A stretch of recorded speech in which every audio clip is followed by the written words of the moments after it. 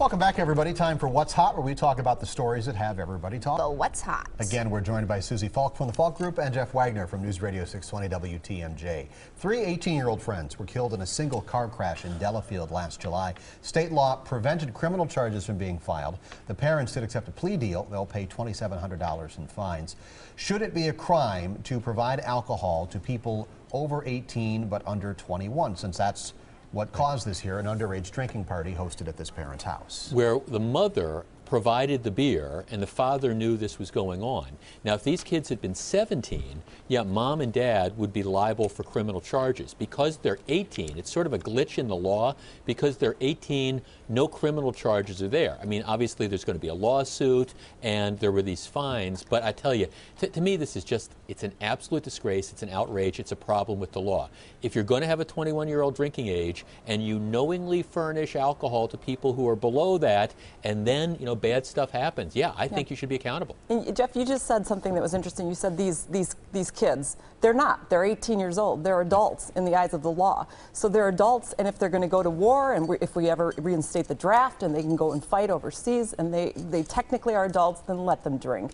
I mean, honest to God, that we have a 21-year-old drinking age is absolutely ridiculous. It's not preventing anybody who wants to have alcohol to get alcohol. They're drinking in high school. They're drinking in middle school. Okay, well, Susie, but I think there's two issues. Look, the drinking age was 18 when I turned 18, so I mean, and I've argued, I think 18 or 19, maybe 19 to keep it out of the high schools.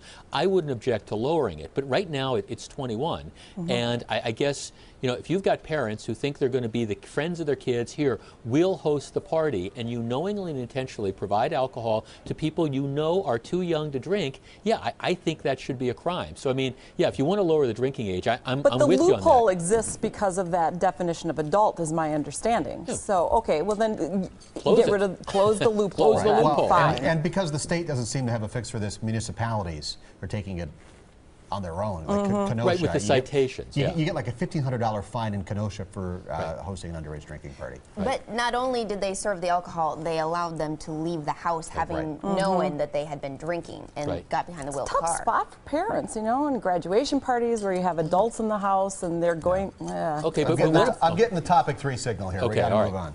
All right, a person who claims to have stolen $800 from a Michigan convenience store about 30 years ago has repaid the money in cash anonymously with interest.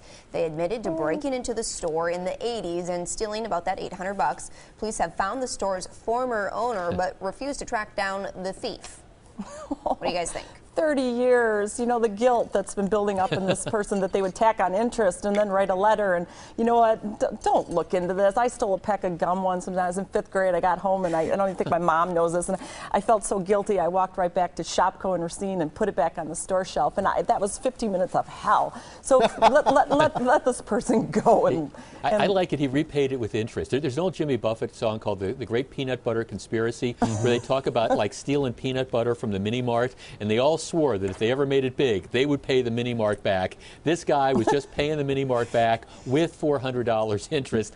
I actually think it's a great story. I really do. I see no better way to end this segment on the last day of winter with no sign of spring in sight than on a Jimmy Buffett reference. That's we'll what I'm here take a break for. now. We will be right back.